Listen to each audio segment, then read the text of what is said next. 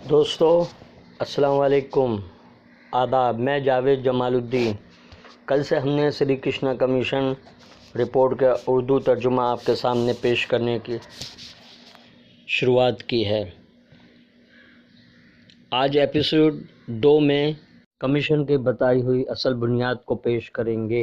دوستو چینل کو سبسکرائب کیجئے، لائک کیجئے، شیئر کیجئے اور کامنٹس بھی کیجئے۔ اصل بنیاد: اس ملک سے برطانوی سامراج کو باہر نکالنے کے لیے ہندو اور مسلمانوں نے متحد ہو کر آپسی ملنساری کے ساتھ جدوجہد کی تھی۔ اسی اتحاد و اتفاق کو محمد علی جناح کے دو قومی نظریے نے تباہ و برباد کر دیا، جس کے نتیجے میں سیاسی طور پر ملک کی تقسیم ہو گئی اور سرحد کے دونوں جانب ہزاروں معصوم اور بے گناہ انسانوں کا قتل عام کیا گیا۔ ان کا قصور صرف یہ تھا کہ وہ دیگر فرقے کی اکثریت اور اثر و رسوخ رکھنے والے علاقے میں رہائش پذیر تھے۔ انہوں نے آزادی اور اس ہندوستانی آئین کو قبول کر لیا تھا جس نے اقلیتوں کو ان کے بنیادی حقوق کے ساتھ ساتھ رعایتیں بھی دی تھیں۔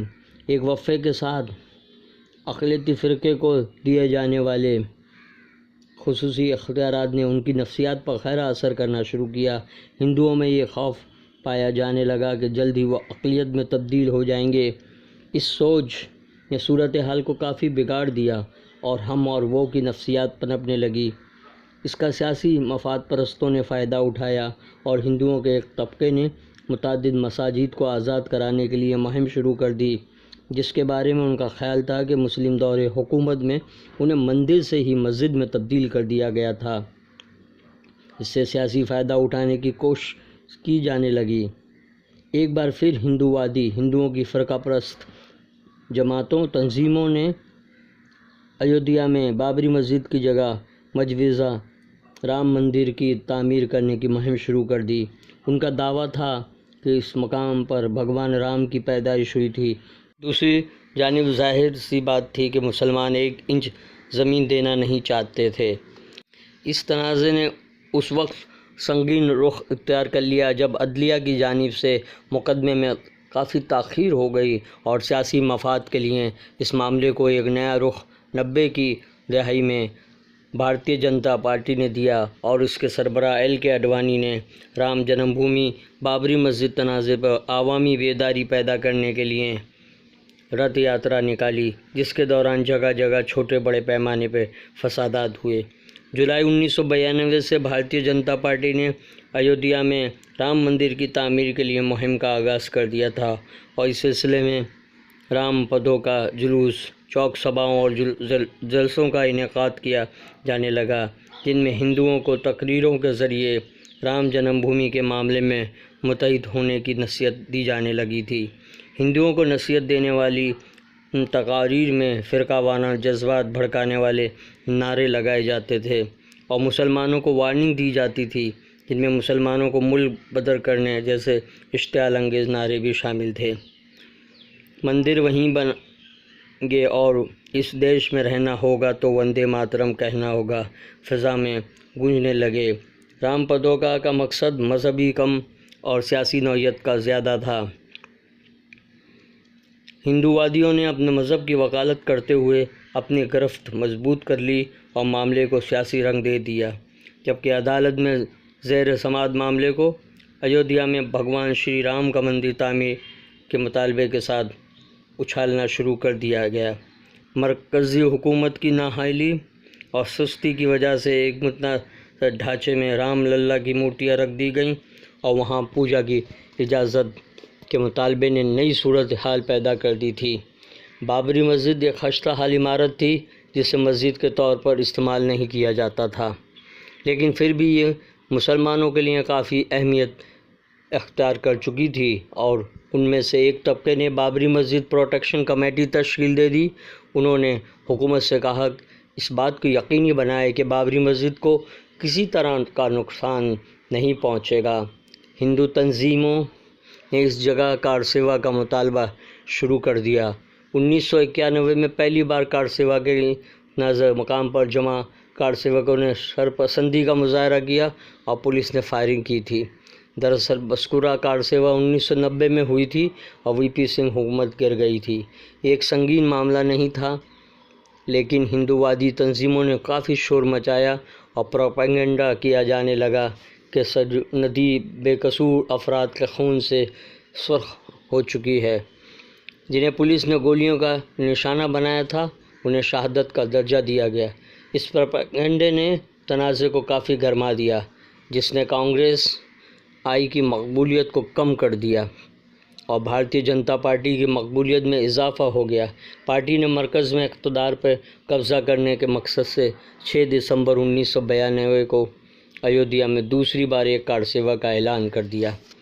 بھارتیہ جنتا پارٹی اور اس کی ہمنوا جماعتوں وی ایچ پی، بجرنگ دل اور آر ایس ایس کی جانب سے اکتوبر 1992 سے نومبر 1992 تک سرگرمیاں تیز ہو چکی تھیں تاکہ 6 دسمبر 1992 کو ایودھیا میں کار سیوا کی مکمل تیاری کر لی جائے۔ مسلمانوں میں ان سرگرمیوں کے سبب حیران پیدا ہو گیا اور اس سرگرمی کو روکنے کے لیے انہوں نے بھی اقدامات کیے۔ اسی طرح دونوں طرف سے جلسے جلوس، مظاہرہ، پلے کارڈز اور پمفلیٹ کی تقسیم شروع ہو گئی اور دونوں عوام کو سمجھانے کی کوشش کرتے تھے کہ ان کا موقف درست ہے۔ مقررین کا انداز عجیب و نوعیت کا تھا۔ اگر مسجد کو کچھ ہوا تو یا اگر کار سیوا روکی گئی، ہندووادیوں نے کہنا شروع کیا کہ سرجو ندی کے مسائل پر بھگوان رام کی جائے پیدائش پر ایودھیا میں رام مندر کی تعمیر کی اجازت نہ دینا ہر ایک ہندو کی خودداری پر دھبا ہے۔ جبکہ مسلمان لیڈروں نے کہنا شروع کیا کہ اس معاملے میں ذرا سی رعایت اسلام کو خطرے میں ڈال دے گی۔ ہندو اکثریت نے اپنی ایک نئی شناخت تلاش کر لی اور مسلمان اقلیت کو عدم تحفظ کا احساس پیدا ہونے لگا تھا، جس سے طاقت آزمائی کا دور شروع ہو گیا۔ ایودھیا میں کار سیوا کے لیے مہم تیزی سے جاری تھی اور ملک بھر میں ایک بڑی تعداد میں کار سیوکوں کی بھرتی شروع ہو گئی۔ اس بات کا اندیشہ تھا کہ لاکھوں کی تعداد میں کار سیوک ایودھیا میں جمع ہوں گے۔ حکومت ہند نے بابری مسجد پروٹیکشن کمیٹی اور ہندووادی پارٹیوں کے نمائندوں کی میٹنگ طلب کی، جس کا کوئی خاطر خواہ نتیجہ سامنے نہیں آیا۔ دونوں میں سے کسی نے نرمی نہیں ظاہر کی تھی۔ مرکزی حکومت نے اس وقت کے وزیر دفاع، ہوم سیکرٹری اور اعلیٰ افسروں کی ایک اعلیٰ سطحی کمیٹی تشکیل کی تاکہ ایودھیا کی صورتحال پر نگرانی رکھی جائے اور وزیر اعظم سے مشورہ کیا جاتا ہے۔ بابری مسجد کے تحفظ کے مقدمے کے سپریم کورٹ میں زیر سماعت ہونے کی وجہ سے قانونی حیثیت اختیار کر لی تھی۔ بابری مسجد پروٹیکشن کمیٹی نے مطالبہ کیا کہ اتر پردیش کے وزیر اعلیٰ کلیان سنگھ مسجد کے تحفظ کے سلسلے میں اپنے موقف سے آگاہ کریں۔ لوک سبھا میں معاملہ اٹھایا گیا تو اس وقت کے وزیر اعظم نرسمہا راؤ نے بابری مسجد کے تحفظ کا یقین نہیں دلایا، بلکہ کہا کہ ہندوستان کے سیکولر جمہوری نظام کے تحت اس کی ہر ممکن حفاظت ہوگی۔ اتر پردیش نے بھی سپریم کورٹ کے سامنے اس طرح کی یقین دہانی کرائی تھی۔ نیشنل انٹیگریشن کونسل میں بھی انہوں نے یہی کہا تھا۔ مرکزی حکومت نے 1 دسمبر 1992 سے بابری مسجد کے اطراف ایک بڑی تعداد میں نیم فوجی فورسز کو تعینات کر دیا تھا۔ ایودھیا میں لاکھوں کار سیوکوں کے جمع ہونے کی وجہ سے صورتحال لمحہ بلمحہ دھماکہ خیز ہوتی جا رہی تھی۔ مرکزی حکومت نے سپریم کورٹ کی ہدایت کے پیش نظر تسلی دینے کے لیے اقدامات کیے اور ایودھیا میں بابری مسجد کے اطراف ایک بڑی تعداد میں فوجی اور نیم فوجی دستے تعینات کر دیے گئے۔ 6 دسمبر 1992 کو عام طور پر یہی منوسیت چھائی ہوئی تھی۔ 6 دسمبر 1992 کو مقامی پولیس عملے نے مسجد کا محاصرہ کر لیا اور کار سیوک کو مسجد کے اطراف بنائی گئی رکاوٹوں سے دور رکھنے کی کوشش کرتے رہے۔ پولیس اور نیم فوجی دستوں کو پیچھے دھکیل کر کار سیوکوں نے تمام محاصرے توڑ دیے۔ اس طرح کا الزام ہے کہ اس موقع پر ضلع مجسٹریٹ نے فوج اور نیم فوجی دستوں کو کار سیوکوں پر فائرنگ کا حکم دیا اور جوانوں نے کار سیوکوں کو فائرنگ کرنے سے انکار کر دیا تھا کیونکہ وہ انہیں اپنا بھائی سمجھتے تھے۔ کار سیوکوں نے رکاوٹیں ہٹا دیں اور زبردستی بابری مسجد میں داخل ہوئے اور اسے مسمار کرنے میں کامیاب ہو گئے۔